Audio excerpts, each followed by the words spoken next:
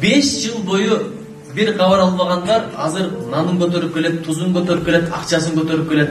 Ошол арамакчы. Мен мурда да айттым эле, ушул тууну кармап турам Кыргызстандын туусун. Бир учур келет.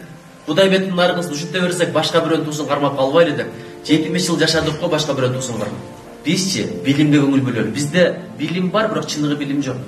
Диплом менен билимди алмаштырып алдык. Университет бизде көп. Жан башына келсечи, Америкада бизде университеттер жок, Японияда биздегидей университет жок. Бирок бут алдыбыздагы кум төрдү Алла Таала биздин бут алдыбызга берген алтынды акылыбыз, билимибиз жетпей океандын ар жагына келген канадалыктарга калтырып ийдикпи?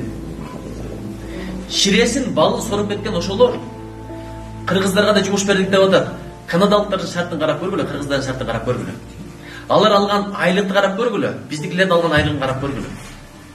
Ушунчалык кор болгон эл болдук, анткени илимге кызыкпай, кийимге кызыгып атабыз. Акылга кызыкпай, алтынга кызыгып атабыз. Ошогочу илим билимдүү эл бололу.